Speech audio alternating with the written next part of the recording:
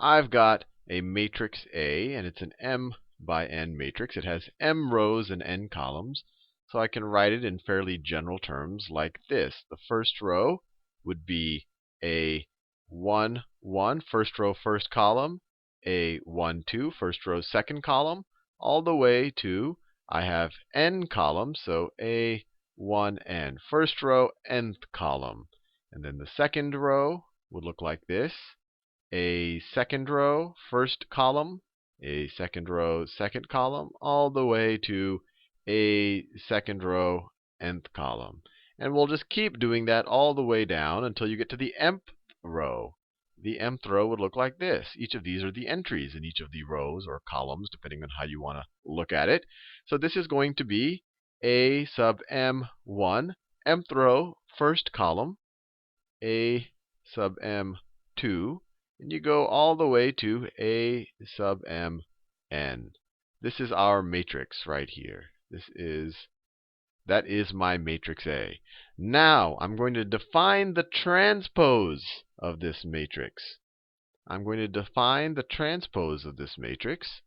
Transpose of this matrix as A with this superscript T, and it's essentially, and this is going to be my definition, it's essentially the matrix A with all the rows and the columns swapped. So my matrix A transpose is going to be a n by m matrix. Notice this had m rows and n columns. Now this is going to have n rows and m columns. So what is this guy going to look like? What is he going to look like? Well, I'm going to swap my rows and my columns. So my first row becomes my first column. So I'm going to have a 1, 1. That entry is still going to be in that position. But now this entry is now going to be right here, a 1, 2. In my second row, I have what I used to have in my second row, first column. I'm now going to have what I had in my second column, first row. I'm just going to go down all the way to a1n, and that makes not a-I-n, a1n, and that makes sense because I'm going to now have n columns. I now have n rows. I had n columns before. Now I have n rows. Now this row, when I transpose it, it's going to look like this: a21, a22, all the way down to a2n. And it might be a little confusing for you right now to have this notation right there, because everything we've done so far, we've always said, hey, this first number is the row and the second number is the column. That's what we did up here. What I'm doing here, you can ignore that reference to the rows and columns. You can just say whatever we had here in my first row, second column, I now have here. So when you look at this transpose, don't take these subscripts too literally. Or now you can kind of reverse your interpretation. This is now the first column, second row. This was the second row, first column. So these are I don't want you to get too confused with these subscripts. Just keep in mind we're taking all of the rows and turning them into the columns to get the transpose. And then you just keep doing this. You just keep doing this. And then this mth row will now become the mth column. am1, am2, all the way down to amn. All the way down to amn. So this entry is now that entry. If you know this entry is now that entry is now this entry. I think you get the idea. This is what a transpose is. And sometimes when you do it in the abstract, it can be a little confusing. And we'll especially appreciate that once we do some of the proofs involving the transpose. But actually taking the transpose of an actual matrix with actual numbers shouldn't be too difficult. So let's start with the 2 by 2 case. And I'll try to color code it as best as I can. So let's say I have the matrix. Let's say I define A. Let's do B now. We've already defined A. Let's say B is equal to the matrix. Let's say it's equal to the matrix 1, 2, 3, 4. Those yellows are pretty close. But what is B transpose going to look like? B transpose is going to be equal to, you switch the rows in the column. So the first row will now become the first column, 1, 2.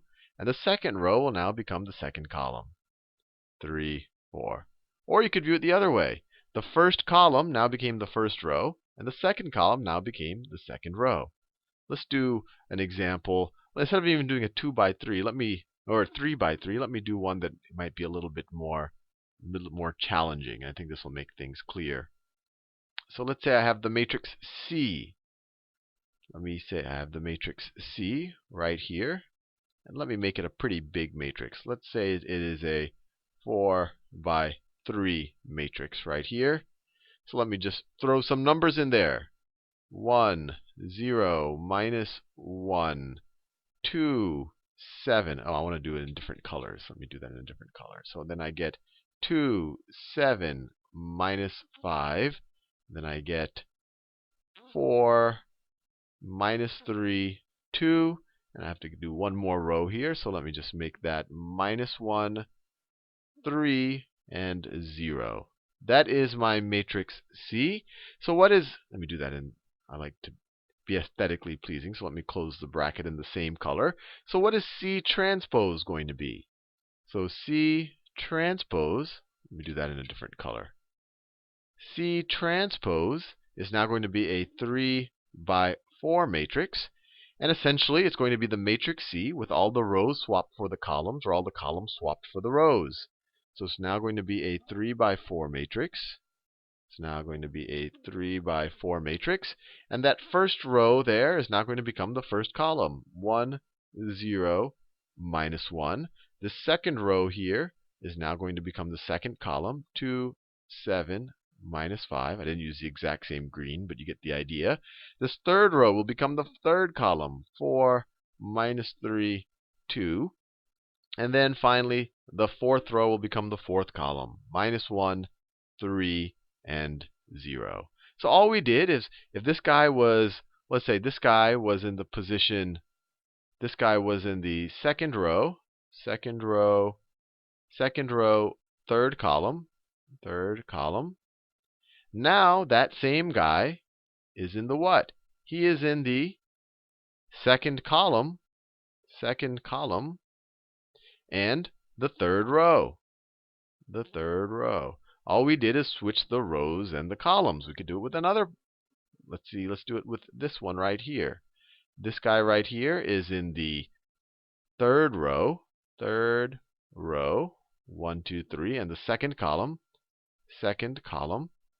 And when you go down here, this guy is now in the third column. And the second row. That's all a transpose is. And just as a little interesting thing, what happens if we take the transpose of the transpose? So what happens if we take C transpose and then transpose that? What is that going to be equal to?